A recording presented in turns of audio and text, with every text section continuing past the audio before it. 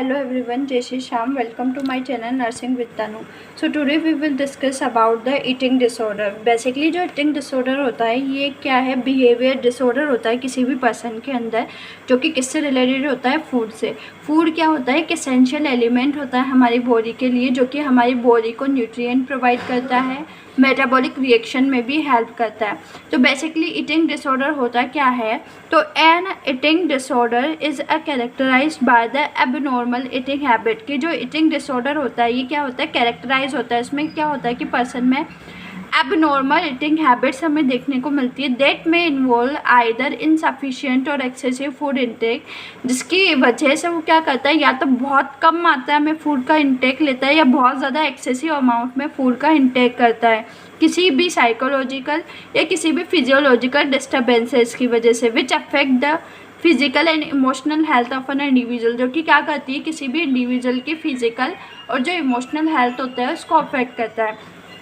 Basically अगर हम eating disorder की बात करें तो ईटिंग डिसऑर्डर क्या होता है, बेसिकली एक एबनॉर्मल ईटिंग हैबिट होती है जहाँ पे पेशेंट या तो बहुत ज़्यादा अमाउंट में फूड इंटेक करता है या इनसफिशिएंट अमाउंट में फूड इंटेक करता है, किसी भी साइकोलॉजिकल डिस्टर्बेंसेस की वजह से या फिजिकल डिस्टर्बेंसेस की वजह से, जिसकी वजह से पेशेंट की इमोशनल और फिजिकल हेल्थ क्या होती है, अफेक्ट होती है। ईटिंग डिसऑर्डर जो होता है बेसिकली दो टाइप्स का होता है, एक तो एनोरेक्सिया नर्वोसा और एक होता है बुलिमिया नर्वोसा, जिसे हम बिंज ईटिंग भी कहते हैं, बुलिमिया नर्वोसा को। तो एनोरेक्सिया नर्वोसा क्या होता है, basically anorexia nervosa is a mental disorder in which a person has a feeling of phobia of getting a obese in spite of which he or she avoid the food and also do a purging behavior। जो anorexia nervosa होता है इसमें patient क्या होता है, एक mental disorder से सफ़र कर रहा होता है, जहाँ पे पर्सन को क्या होती है, एक फीलिंग ऑफ फोबिया, मतलब कि एक डर उसे होता है किसके रिगार्डिंग, ओबेसिटी के रिगार्डिंग, कि कहीं वो मोटा ना हो जाए, उसके रिगार्डिंग उसको क्या रहता है, एक फीलिंग ऑफ फोबिया हमें देखने को मिलता है, जिसकी वजह से वो क्या करता है, अपने फूड को अवॉइड करता है और साथ में पर्गिंग बिहेवियर करता है। What is a purging behaviour, purging behaviour basically क्या होती है, एक रॉन्ग एक्टिविटीज़ बोल सकते हैं इसके अंदर, एक रॉन्ग एक्टिविटीज़ होती है in which a person start a vomiting, जिसके अंदर पर्सन क्या करता है, वॉमिटिंग करना स्टार्ट करता है, डायूरेटिक्स का यूज़ लेना स्टार्ट करता है, एनिमा का वो यूज़ लेता है अपने फूड एंड फ्लूइड, जो भी उसने फूड एंड फ्लूइड इनटेक किया है उस फूड एंड फ्लूइड को डिस्ट्रॉय करने के लिए वो जो भी मेथड्स का यूज़ करता है, that is also known as a purging behaviour.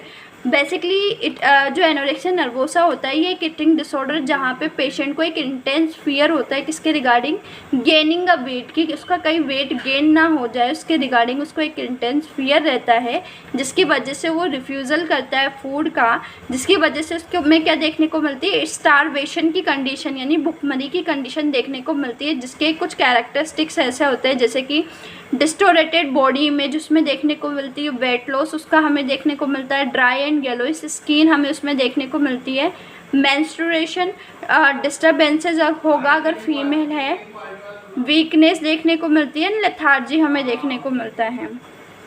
Is that clear, purging behaviour clear हुआ कि पर्गिंग बिहेवियर मीन्स होता है रॉन्ग एक्टिविटीज़ परफॉर्म करना, जो भी उसने फूड एंड फ्लूइड इनटेक किया है उसके रिगार्डिंग वो क्या करता है, बेसिकली एक रॉन्ग एक्टिविटीज़ परफॉर्म करता है, जिसे हम पर्गिंग बिहेवियर कहते हैं। कुछ फैक्ट होते हैं इसके एनोरेक्सिया नर्वोसा के कि ये वुमेंस में ज़्यादा देखने को मिलती है, इसका जो रेशियो होता है वो फीमेल में ज़्यादा होता है मेल की तुलना में, ठीक है।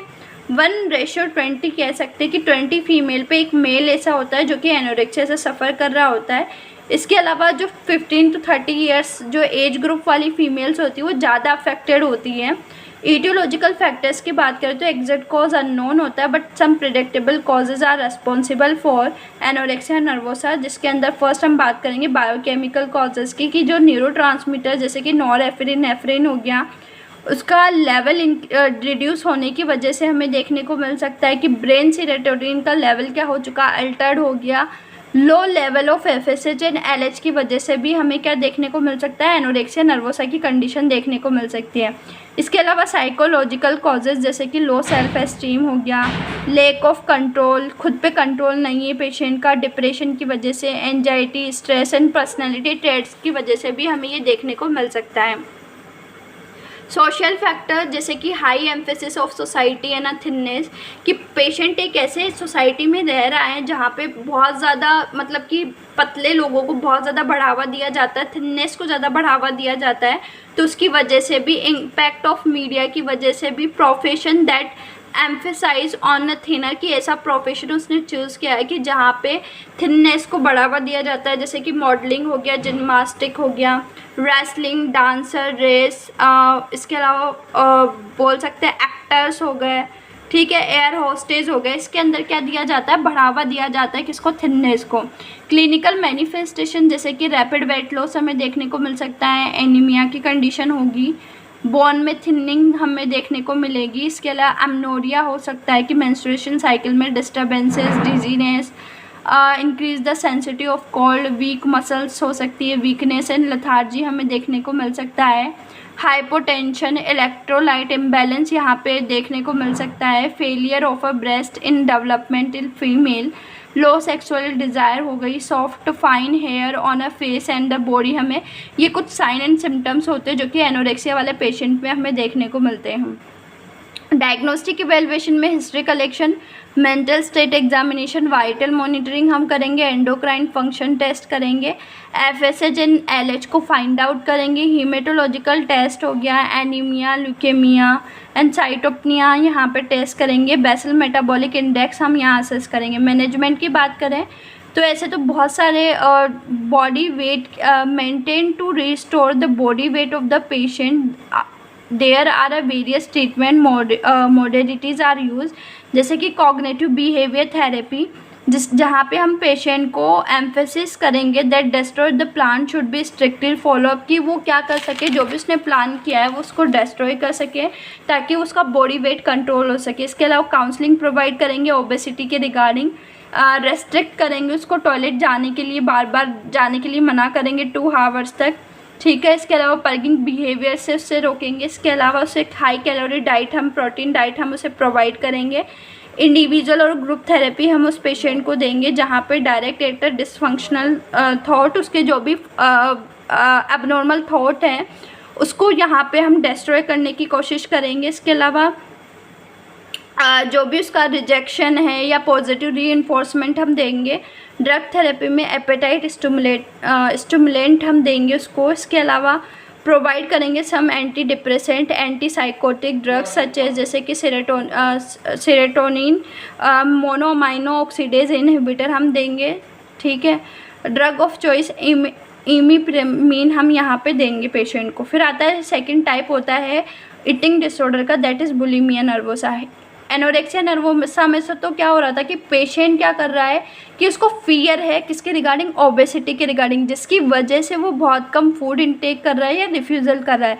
लेकिन जो बुलिमिया नर्वोसा होता है इसमें पेशेंट क्या होता है, एपिसोडिक और अनकंट्रोल्ड रैपिड इंजेशन हमें देखने को मिलता है फूड का by the intense compulsive craving, यानी कि पेशेंट में एक क्रेविंग होती है फूड के रिगार्डिंग जिसकी वजह से वो खुद पे कंट्रोल नहीं कर पाता है और उसकी वजह से वो क्या करता है, बिंज ईटिंग करता है। इसे हम बिंज ईटिंग कहते हैं, जहाँ पे पेशेंट को खुद पे कंट्रोल नहीं होता है और वो शॉर्ट पीरियड टाइम में बहुत ज़्यादा फूड इंटेक करता है और उस फूड को फिर वो रिफ्यूज़ करता है थ्रू द वॉमिटिंग या एक्सरसाइज के थ्रू, ठीक है।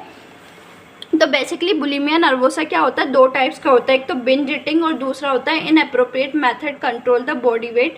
जो भी 2 टाइप्स का होता है, एक तो पर्गिंग टाइप और दूसरा होता है नॉन पर्गिंग टाइप। अब बिंज ईटिंग क्या होता है कि when a patient eat a large amount of food in a short duration of a time, कि पेशेंट क्या कर रहा है कि खाना खा रहा है, एक large amount of food intake कर रहा है, लेकिन शॉर्ट पीरियड ऑफ टाइम के अंदर वो क्या कर रहा है, बहुत ज़्यादा फूड इंटेक कर रहा है और उसको कहीं ना कहीं फील होता है कि वो कैसे कंट्रोल करे अपनी जो भी क्रेविंग है उसको। तो उसे हम कहते हैं बिंज ईटिंग। की पेशेंट क्या करता है कि एक बार में बहुत सारा फूड इंटेक कर लेता है, ठीक है। इसके अलावा use of inappropriate method 2 types का होता है, एक तो पर्गिंग टाइप और दूसरा होता है नॉन पर्गिंग। पर्गिंग टाइप मतलब कि क्या करना कि पेशेंट क्या करता है, यूज़ करता है एमेटिक्स का फूड को रिफ्यूज़ करने के लिए या फिर इंड्यूस करने के लिए, वॉमिटिंग, लैक्सेटिव, डाययूरेटिक्स, एनिमा इनका यूज़ करता है अपने बॉडी वेट को कंट्रोल करने के लिए। नॉन पर्गिंग टाइप कि इसमें पेशेंट क्या करता है, एक्सेसिव और विग्रस एक्सरसाइज करता है अपने बॉडी वेट को कंट्रोल करने के लिए। दैट किया फैक्ट कुछ इसके इस प्रकार है कि क्या होता है कि अगर हम एनोरेक्सिया पेशेंट को देखें तो उसकी तुलना में जो बुलिमिया नर्वोसा वाले पेशेंट होता है उनका वेट बहुत ज़्यादा कम होता है, ठीक है। इसके अलावा इसमें अगर हम देखें तो क्या होता है, जो बिंज ईटिंग ईटर होते हैं वो do not a crave for a particular food, की मतलब कि वो किसी भी पर्टिकुलर फूड के लिए बिंज ईटिंग नहीं करते हैं, बल्कि वो एक लार्ज अमाउंट में जितना भी फूड होता है वो इनटेक करते हैं। इसके अलावा जो late adolescent and early adulthood में हमें ये देखने को मिलता है, जैसे कि एनोरेक्सिया नर्वोसा फीमेल में ज़्यादा देखने को मिल रहा था, वैसे ही बुलिमिया नर्वोसा में भी फीमेल में ज़्यादा देखने को मिलता है। इसके अलावा कॉजेज़ की बात करें तो न्यूरोट्रांसमीटर्स वहीं जैसे कि increase the endorphins level in a plasma की वजह से भी हमें देखने को मिल सकता है। नोरेफिनेफ्रिन का और सेरोटोनिन का लेवल अल्टर्ड होने की वजह से भी हमें ये देखने को मिल सकता है।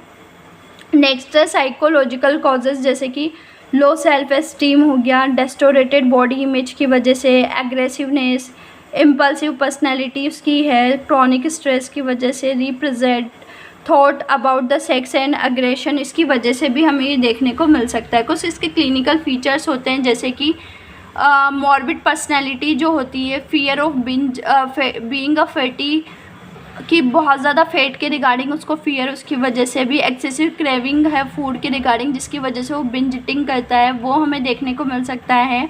इनएप्रोप्रिएट बिहेवियर देखने को मिल सकता है अपने वेट गेन को प्रिवेंट करने के लिए। इसके अलावा concern about the body wait, बहुत ज़्यादा कंसर्न वो रहेगा अपने शेप ऑफ द बॉडी के रिगार्डिंग।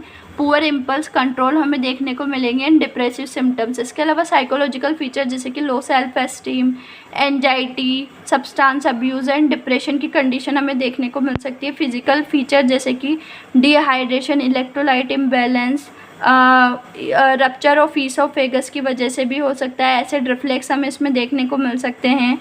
स्वेलन देखने को मिलता है, पैराटाइड ग्लैंड, ब्लॉटिंग हमें देखने को मिल सकती है। मैनेजमेंट में जैसे कि साइकोथेरेपी में यहाँ पे हम effective treatment of bulimia nervosa cognitive behaviour therapy हम प्रोवाइड करते हैं। साथ में इसमें क्या करते हैं, सेंट्रल जो प्रॉब्लम होती है bulimia nervosa over the concern about the shape and weight, इसके अलावा रेगुलर पैटर्न जो होता है ईटिंग का उसको रिस्टोर करते हैं, रेस्ट्रिक्ट करते हैं उसको बिंज ईटिंग करने के लिए। उसके shape and weight and self esteem के बारे में डिस्कस करते हैं। Keep the record what they eat, कि उसका रिकॉर्ड हम मेंटेन कर रहे हैं कि वो क्या खा रहा है क्या नहीं खा रहा है। When they induce the vomiting, ताकि उसको वो क्या कर सके, वॉमिटिंग को इंड्यूस कर दे। Limit the food should be allowed at each meals, avoid the frequent checking of a weight and appearance. Patient should be explain the dangerous result of induce the vomiting and encourage through all emetics and laxative diuretic etc. तो basically जो eating disorder होता है एक severe तो नहीं बोल सकते, मतलब कि एक फूड से रिलेटेड डिसऑर्डर होता है जहाँ पे पेशेंट या तो बहुत ज़्यादा एक्सेसिव फूड इनटेक करेगा या बहुत कम फूड इनटेक करेगा, ठीक है।